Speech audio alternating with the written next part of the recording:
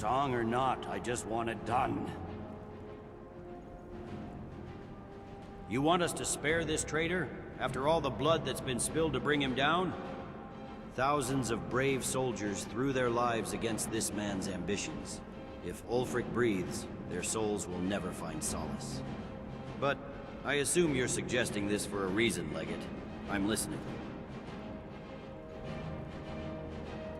Without a rallying figure, they won't be a real threat to our law.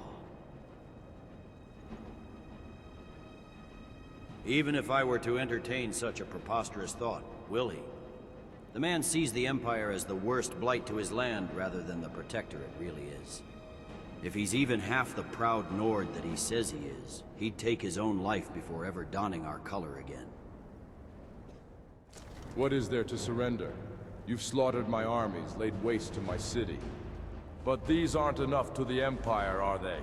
You want me to forsake what's left of my pride as a Nord, and become the General's lapdog? Those who live would sooner die than abandon our cause. A free Skyrim.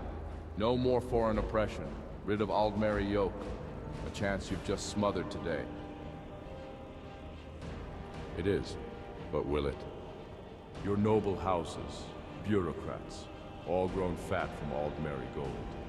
I would have led Skyrim to finish the war that you were too complacent to fight. Never. My pride is the price of a slither of hope. What is to become of me? Ulfric Stormcloak, you are a traitor to the Empire. That bit is plain and simple. But the Legate has promised that you still have uses to the Empire. Letting you live may yet yield benefit. He'll be transferred to Cyrodiil's dungeon until the Elder Council responds to my request. If the Councilors spare him, maybe we'll put him to use. Make him the bridge between us and the more traditionalist Nords. Then he dies, as per our original intention.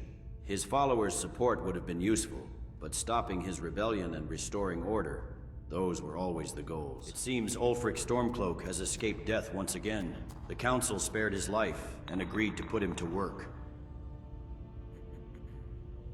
The man has a knack for evading this Sovngarde, after all. But, yes. I never believed they cared for his fate beyond his political utility. At the end of the day, it wasn't their sons on the battlefield. Ulfric may be spared, but that doesn't mean the Empire trusts him in any capacity. He needs an overseer to ensure he's true to his words. As far as I'm concerned, you are the best candidate. I presume you are my supposed overseer. It does not surprise me. You are a threat to the Empire. A mighty soldier wielding divine power, invincible and unpredictable, something to be cautioned against. As you watch over me, they watch over us both. You won't get anything out of me, you filthy sons of workers. I see it for the dusking order that it is. Complacent, arrogant, yet so greedily clinging to the past glory that it discarded for a mirage of peace. You are a threat to this mirage, and the Imperials will do anything to maintain it. If not Tullius, then the Penitus Oculatus. Then watch out for the eyes lurking in the corner. The eyes of the dragon, hungry for the slightest hint of your treason. This is when judgment will pass not only upon you, but myself as well. You should have joined the right side. Helped a king who would have respected your power. But it's too late for what-ifs. The Empire has won, and you have chained us both to the dragon's feet. That would be pointless. You won in Windhelm and denied me Sovngarde.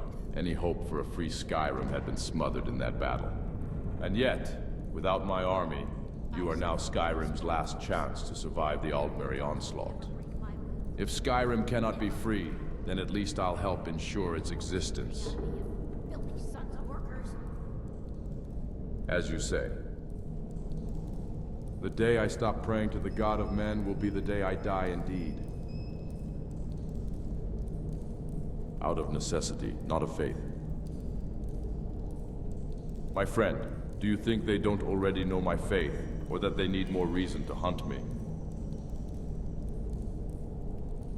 For all their elven arrogance, they know better than to throw their lives against two warriors who speak the Thule.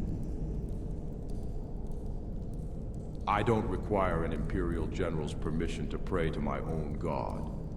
But yes, as long as I play my part in his plan and keep my faith to myself, he couldn't care less about who I worship.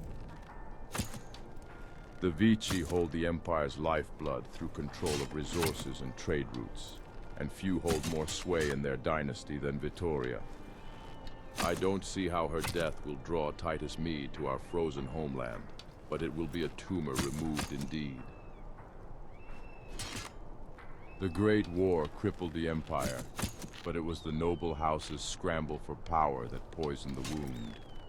The Vici family excelled at this, using the East Empire Company to place a stranglehold on the Empire. With Vittoria dead, the Vici will be too busy fending off the hyenas circling her corpse. It will give Cyrodiil a window to breathe. Of course she is, as were all who perished in the grand game of Imperial politics.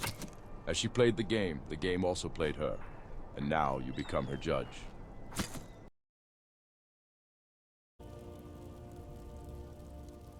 You've bled for our cause, brought our armies to victory in numerous glorious sieges. There is no questioning about your faith to me. All my life, I've only trusted my life to three. The first is Galmar, the second was my late wife, and the third, you. And depend on you, I will. Now that the war is over, it is time for Skyrim's people to meet their king. We need to build a presence. Show our people that their future king stands with them as we rebuild. Many still resent our rule and harbor unrealistic dreams for the Empire's return. As we greet our people, rid them of bandits and forsworn, we can show them we're here to help, not to kill, as Tullius would have made them believe. No, nothing so grandiose.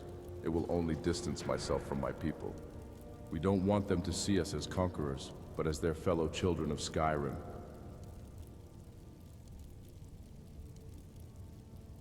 I am well aware of that, which is why I am assigning you a new duty.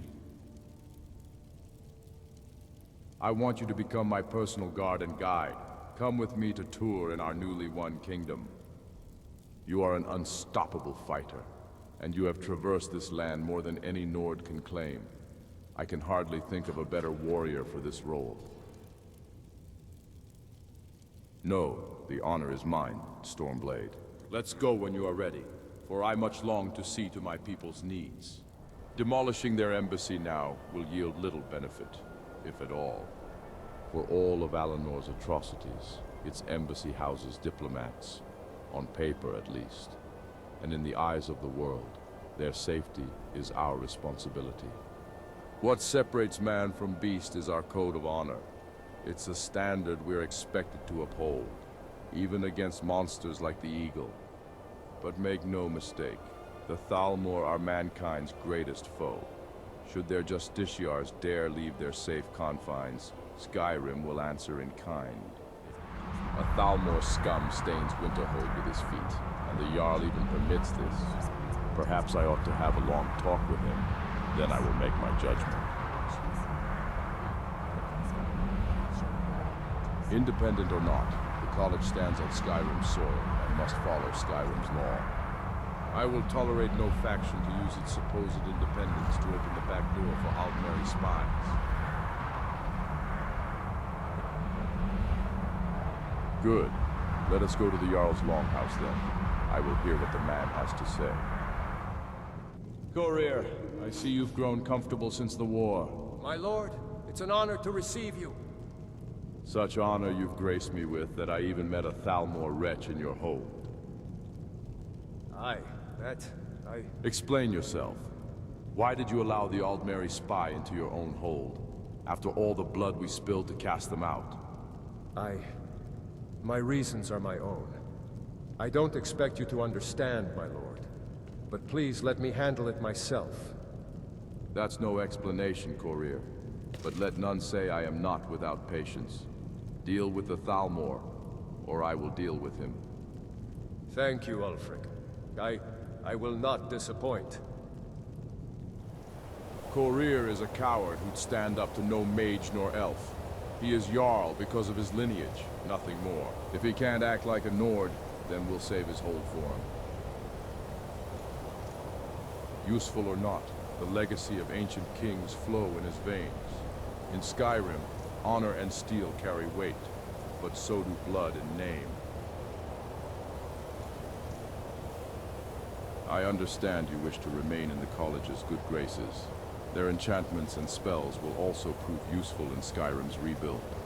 Righteous as it would have been, gutting their guest in the open would be unwise. So continue your college duties and watch the Thalmor spy. When we unravel his plot, his masters will have nowhere to hide. The Emperor of Cyrodiil lies dead, and the world finds itself at the crossroad. Chaos will follow. Those who seize the tides will survive, and those who don't will be swept away. You did what was done. What matters now is how we prepare for the chaos to come.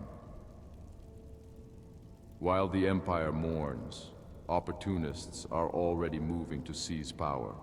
There will be wars of succession, schemes among the noble houses. We must use this time to fortify our borders, walls, castles, anything to make Skyrim an impregnable fortress. For when a new emperor finally emerges, he will need a scapegoat for the Empire's failings, a war of vengeance to unify his fractious nobles. These are the moments that forge heroes and damn failures. I intend for us to be counted among the former.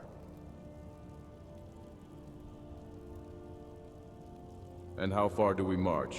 To Bruma? To the Imperial City itself?